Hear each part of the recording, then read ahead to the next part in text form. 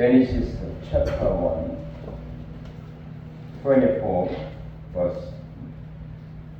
다 같이 합독하시죠. 하나님이 이르시되 땅은 식물을 그 종류대로 내되 가축과 기는 것과 땅의 짐승을 종류대로 내라 하시니 그대로 되니라. 하나님이 땅의 짐승을 그 종류대로, 가축을 그 종류대로, 땅에 기는 모든 것을 그 종류대로 만드시니 하나님 보시기에 좋았더라.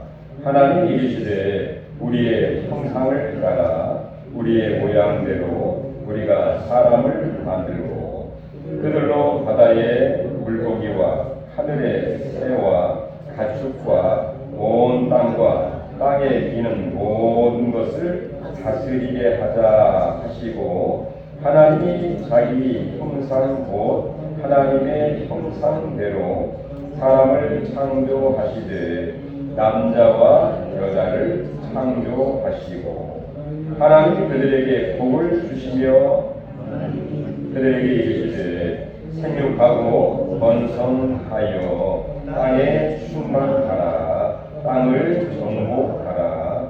바다의 물고기와 하늘의 새와 땅에 움직이는 모든 생물을 다스리라 하시니라. 하나님이 이르시되 내가 온 지면에 씨 맺는 모든 채소와 씨 가진 열매 맺는 모든 나무를 너희에게 주노니 너희의 먹을 거리가 되리라. 또 땅의 모든 짐승과 하늘의 모든 새와 생명이 있어 땅에 기는 모든 것에게는 내가 모든 푸른 풀을 먹을 거리로 주노라 하시니 그대로 되니라. 하나님이 지으신 그 모든 것을 보시기에 좋았더라. 저녁이 되고 아침이 되니 이는 여섯째 날이니라. 아멘.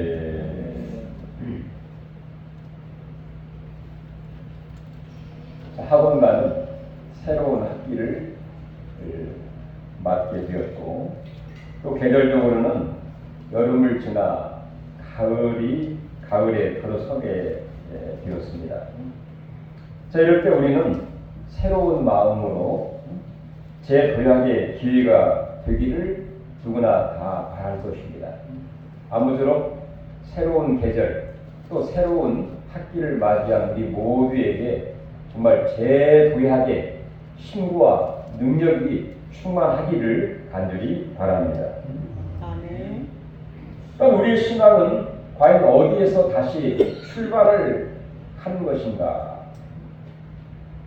바로 오늘 창세기 1장 1절에 태초에 하나님이 천지를 창조하시니라 이 말씀에서 시작이 된다는 것입니다. 이것은 단순한 신화도 고대인의 상상도 아닌 바로 믿음의 바로 출발점이고 신앙의 기초라고 하는 사실인 것이죠. 바로 이 신앙이 창조 신앙입니다. 창조 신앙. 무슨 신앙이라고요? 창조 신앙. 네, 창조 신앙. 저는 오늘 본문과 성경을 중심으로 해서 이 창조 신앙이 무엇인가를 살펴보는 가운데 믿음으로 나아갈 때에 우리의 삶이 진정 반석 위에 세워지는 그런 신앙과 삶이 될 줄로 믿습니다. 아멘. 바로 창조 신앙으로 재도약하자 이런 제목으로 같이 말씀 나누게 되는데 영어는 raise again 또는 raise up in the face of creation 창조 신앙으로 도약하자 다시 일어나자 그런 의미라고 볼 수 있죠. 자, 그러면 창조 신앙은 어떤 신앙인가? 먼저 24절부터 27절까지 찾아보면 이 창조 신앙은 바로 하나님의 주권을 인정하는 그런 신앙이라고 볼 수가 있습니다.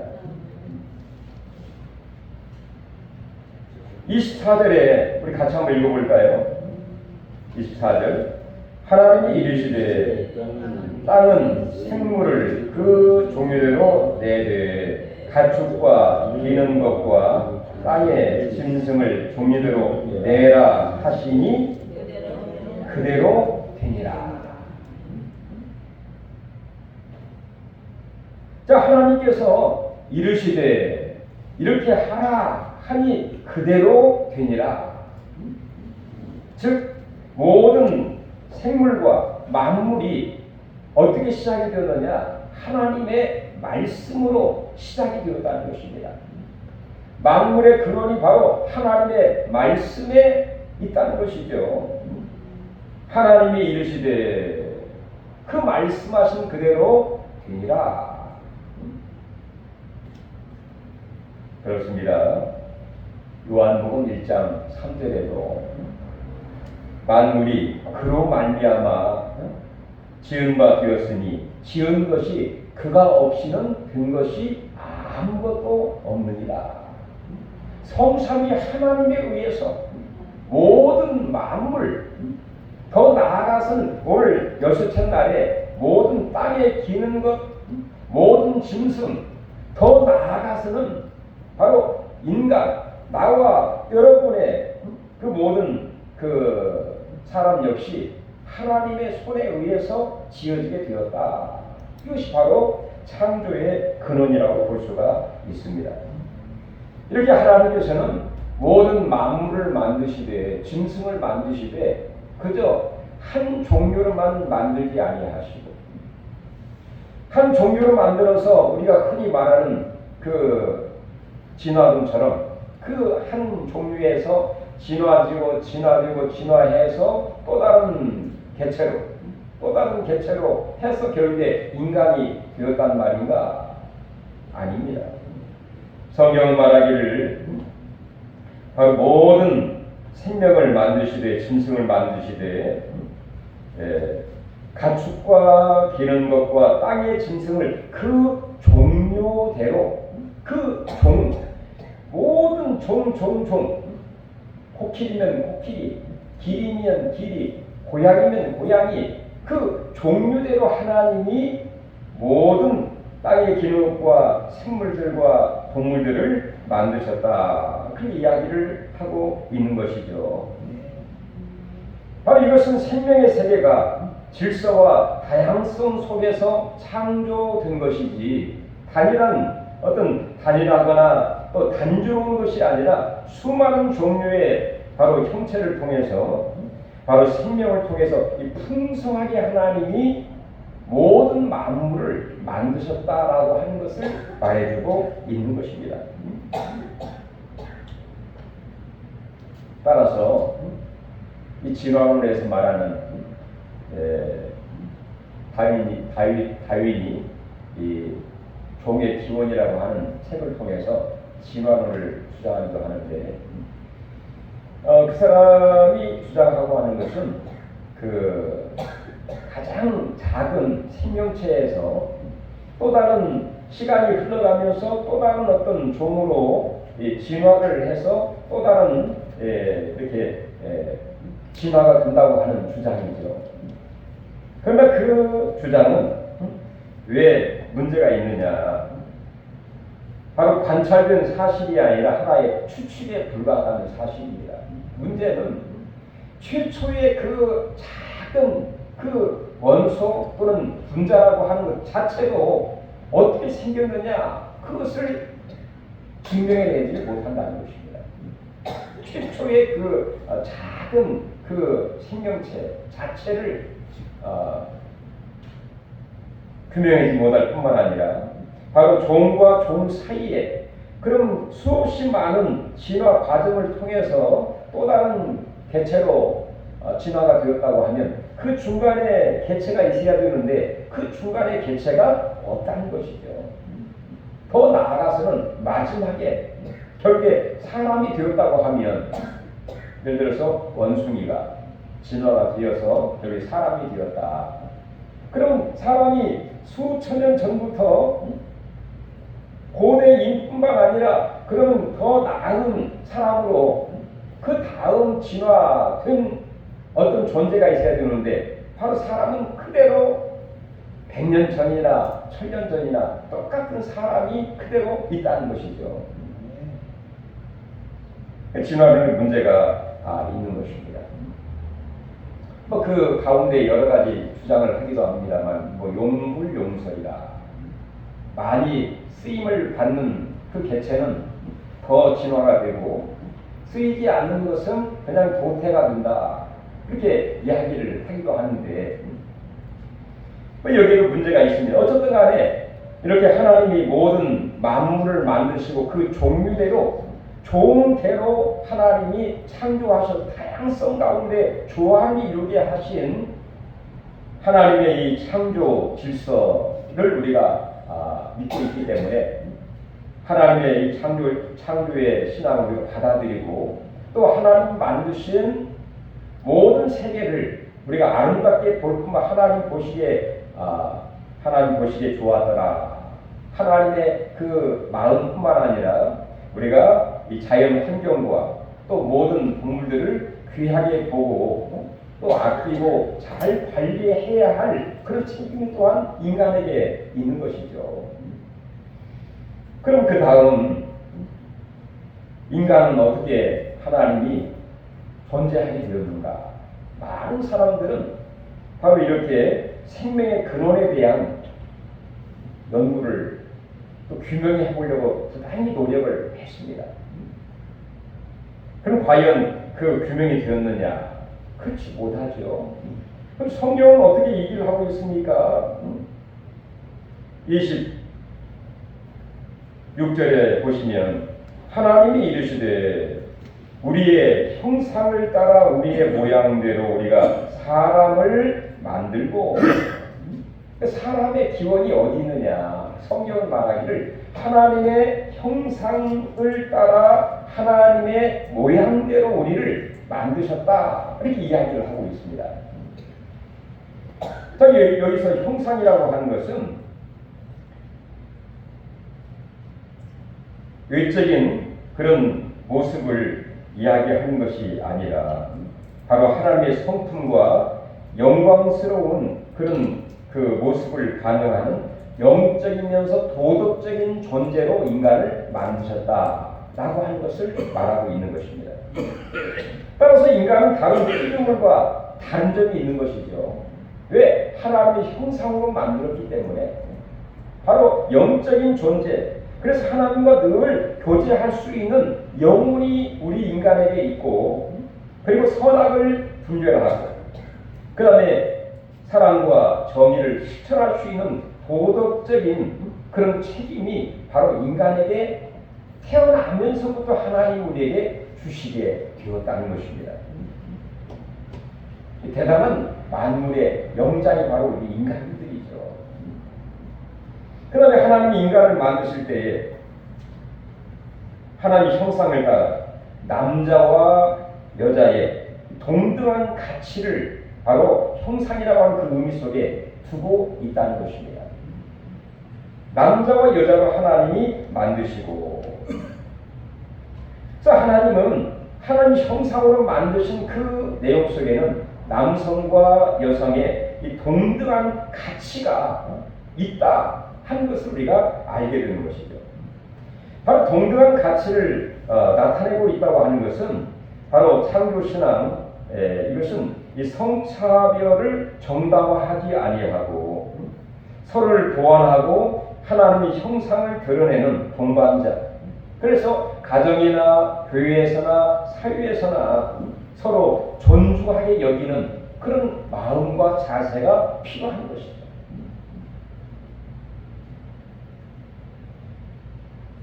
이렇게 우리 하나님께서는 모든 동물들 각 종대로 또 우리 인간을 만드시되 하나님의 형상으로 만드시고 남성과 여성을 하나님이 형상으로 만드셔서 동등한 존엄의 가치로 인간을 만드시게 되었다는 것이죠. 그러나 죄로 말미암아 하나님 형상이 훼손이 된 것이 사실이죠. 훼손된 하나님의 형상이 어떻게 회복이 될 수 있느냐? 바로 예수 그리스도를 믿음으로 말미암아 가능성이 있는 것입니다. 성경 골로새서 1장 15절 보면 바로 예수는 보이지 않는 하나님의 형상이라. 예수 그리스도 안에서 훼손되고 깨어진 하나님의 형상이 회복될 수 있을 뿐만 아니라 에베소 4장 24절에도 하나님을 따라 의와 진리와 거룩함으로 새 사람을 입으라. 이 새 사람이 뭡니까? 새로운 사람, 하나님의 형상으로 회복되는 그런 사람이라고 볼 수가 있겠죠. 그러면 예수를 그리스도로 믿고 그분의 말씀과 기도의 삶을 통해서 하나님의 형상이 회복이 되어 진정한 새 사람이 된 줄로 믿습니다. 아멘. 이렇게 하나님께서는 하나님의 주권에 의해서 모든 만물과 인간을 고귀한 존엄의 가치를 갖고 있는 인간을 하나님이 만드신 것을 믿는 것이 창조 신앙입니다. 여러분들이 손주를 보신 분들은 아이가 태어나거나 또 아장아장 예쁘게 걷는 모습을 보면서 야, 저 아이가 진화론에 의해서 생겨났다, 그렇게 생각하시는 분 있나요? 아마 아들, 딸들은 그냥 모르고 힘들게 그냥 정신없이 지나갈 줄 몰라도 손주를 보신 분들은 그 아이의 태어남부터 정말 아장아장 커가는 그 모습을 보면서 진화 과정을 통해서 이 아이가 태어난 건가, 존재하게 되었는가 라고 생각하시는 분은 아마 영맹일 것입니다. 이야, 하나님의 놀라운 권작품이다. 하나님의 은혜와 사랑의 축복에 보내신 하나님의 선물이다. 그런 생각이 들죠. 이렇게 우리 창조신학이라고 하는 것은 하나님의 주권을 인정하고 감사하는 게 창조신학이에요. 두 번째는 창조신학이 뭐냐? 바로 나의 맡겨진 일을 잘 감당하는 청지기의 삶을 살아가는 것이 청지기의 창조신학이라고 볼 수가 있습니다. 28절 29절 보면 하나님이 인간을 만드시고 인간을 이 땅에 보내주시고 가장 먼저 하신 일이 뭐냐? 복을 주신 일입니다. 28절 앞에 한번 읽어볼까요? 하나님이 그들에게 복을 주시며 하나님 그들에게 이르시되 생육하고 번성하여 땅에 충만하라. 여기까지 보겠습니다. 가장 먼저 하나님이 인간을 복을 주셨어요. 그래서 우리 인간의 시작은 저주가 아니라 복입니다. 복된 그런 삶을 시작하게 된 것이죠. 그러면서 이 복의 결과가 뭡니까? 생육하고 번성하고 땅에 충만하라 하는 그런 복을 주셨어요.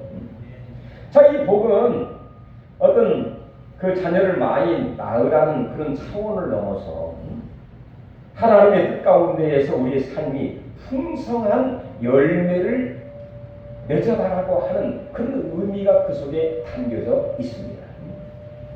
생육하고 번성하고 땅에 충만한 그런 열매를 맺어가는 이런 사명이 인간에게 있다는 것입니다. 가정에서는 사랑과 믿음의 열매를, 교회에서는 말씀과 기도의 열매를, 사회에서는 정의와 선행의 열매를 주렁주렁 맺어가는 그런 청지기, 이것이 바로 창조 신앙을 갖고 있는 삶의 모습이라고 하는 것이죠. 그렇습니다.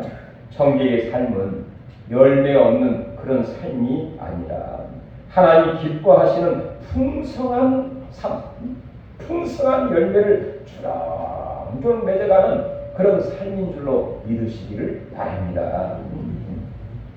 그 다음에 이 청지기의 삶은 뭐냐?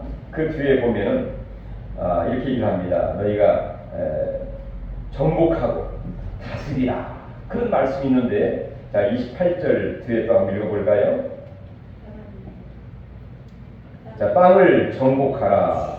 바다의 물고기와 하늘의 새와 땅에 움직이는 모든 생물을 다스리라 하시니라.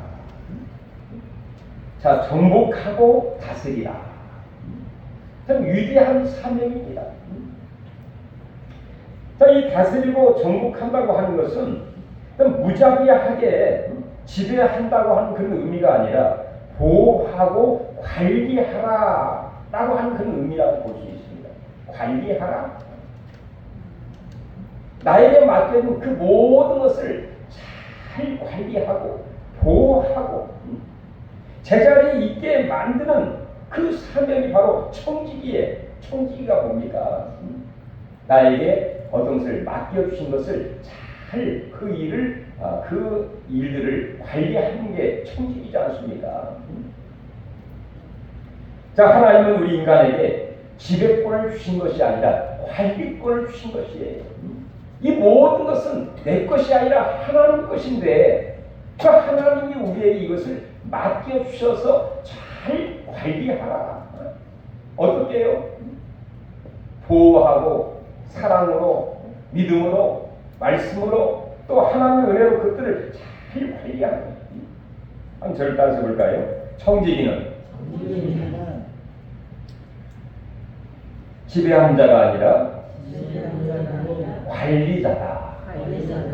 우리 다 관리자예요. 요즘 영어로 매니지먼트 많이 얘기하죠. 다 관리자입니다. 바로 관리자가 하나님 주신 그 모든 것을 관리할 때 그걸 훼손하거나 파괴하거나 거스르는 것이 아니라 그걸 잘 지키고 존중하고 공의로 실천에 옮기면서 그들을 관리하는 이게 바로 멋진 청지기의 모습이고 창조 신앙을 갖고 있는 그런 삶의 모습이라고 볼 수가 있습니다. 근데 너무나 더 놀라운 것은 이 청지기의 삶을 즉 창조 신앙을 갖고 청지기의 삶을 잘 감당하는 자에게 하나님은 어떤 은혜와 복을 주시느냐. 우리 29절 같이 한번 읽어보시죠. 하나님이 이르시되 내가 온 지면에 씨 맺는 모든 채소와 씨 가진 열매 맺는 모든 나무를 너희에게 주노니 우리에게 이 청지기의 삶을 잘 살도록 관리자의 일을 잘 하도록 하나님이 그 모든 것을 책임져 주신다는 것입니다. 어떤 책임? 먹고 마시는 문제, 먹을 거리를 다 공급해 주신다는 거예요.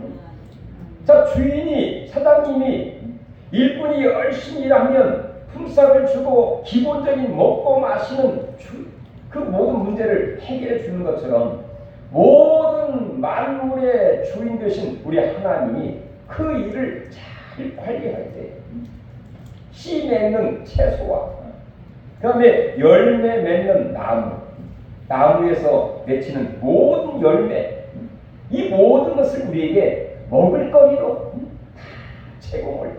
여러분 요즘에 풍성한 가을에 여러분의 집에 먹을거리 참 많지 않습니까?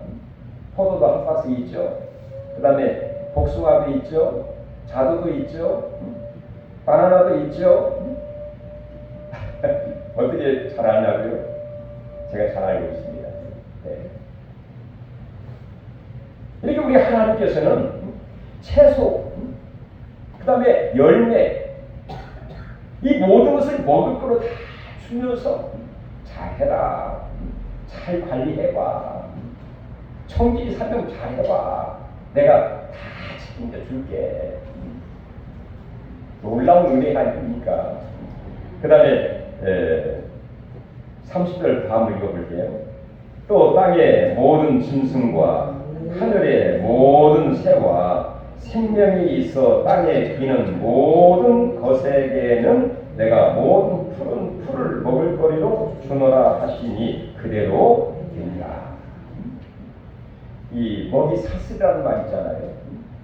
자, 가장 나약한 것은 그 다음에, 그래서 채소는 그 채소를 먹는 그 짐승에게 하나의 먹이 사슬이 되고, 또 우리 하나님은 우리 모든 하나님의 청지기에게는 채소뿐만 아니라 열매도 주시고 더 나아가서는 고기도 주시면서 힘을 얻고 능력을 받아서 용기를 얻어서 더 열심히 할 수 있도록 하나님은 계속해서 우리에게 밀어주시고 공부해주시고 챙겨주시고. 할렐루야. 마태복음 6장 32절에 그런 말씀이 있죠. 너희 하나님께서 이 모든 것을 너희에게 있어야 할 줄을 아시느니라. 먼저 그의 나라와 그의 의를 구해봐라. 그러면 먹을 것, 마실 것, 이 모든 것을 내가 너희에게 플러스 더하여 주겠다. 이렇게 약속을 하고 있죠. 빌립보 4장 19절에도 나의 하나님이 그리스도 예수 안에서 그 영광 가운데 그 풍성한 대로 너희 모든 것을 채우시리라. 이렇게 말씀을 하고 약속을 하고 있습니다.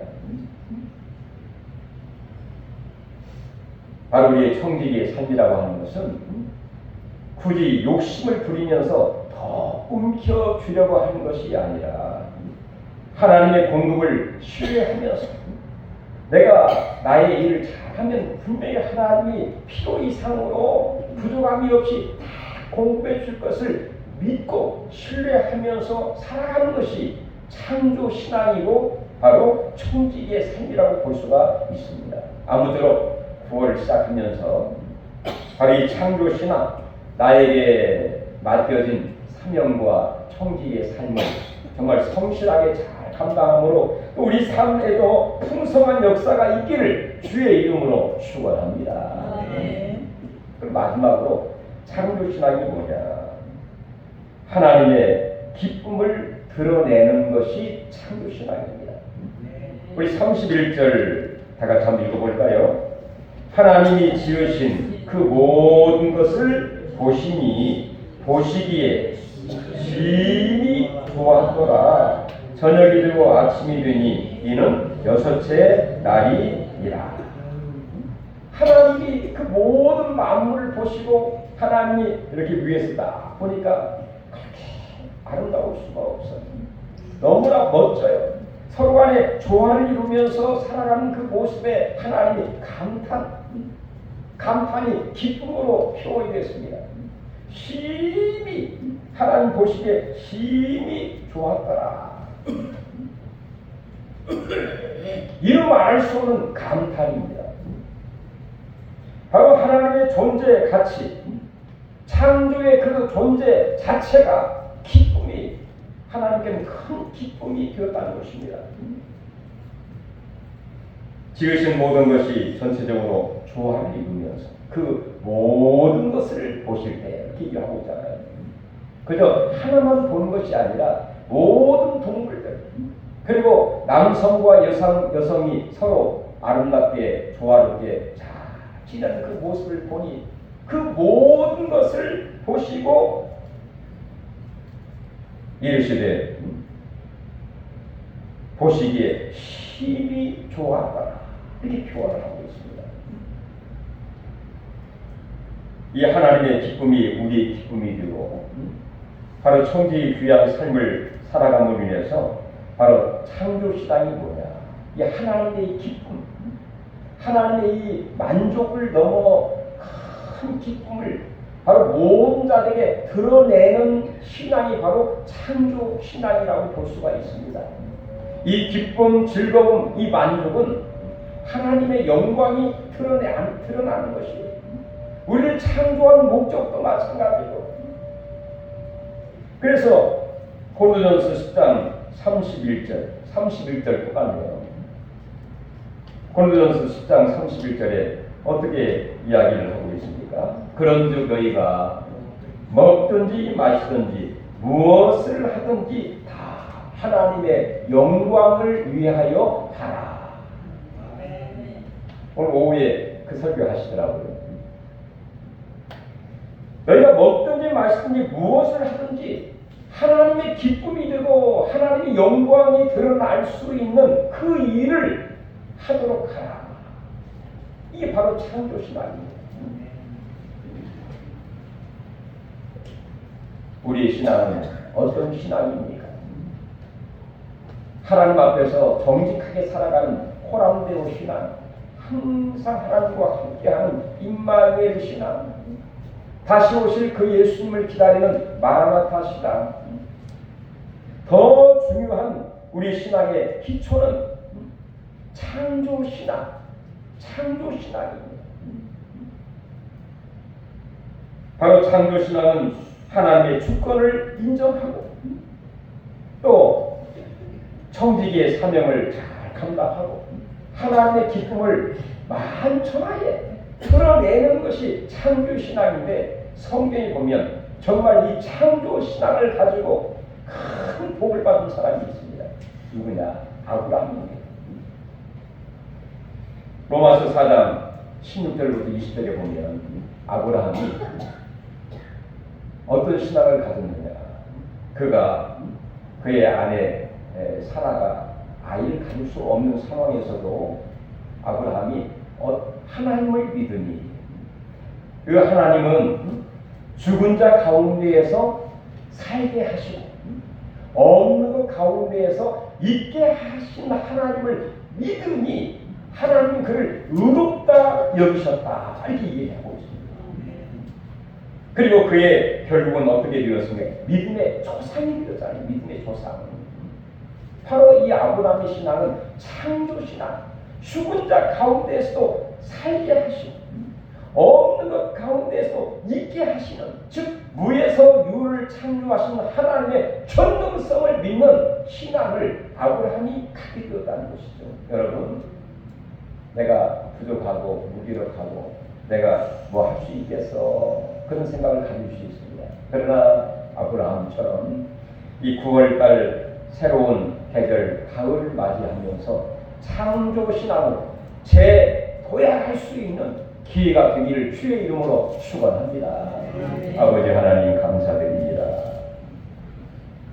저희들 부족하고 연약한 점, 단점도 많습니다만 우리는 하나님을 창조주 하나님으로 믿고 따라가고 있습니다. 아버지 하나님, 아브라함 같은 믿음도 허락해 주시고 하나님 절대 주권적인 모든 만물을 만드시고 하나님 형상과 모양으로 또 우리의 귀한 청지기의 사명을 맡겨주신 하나님을 믿고 하나님의 기쁨과 영광을 드러낼 수 있는 우리 모두가 되도록 복의 복을 더하여 주옵소서.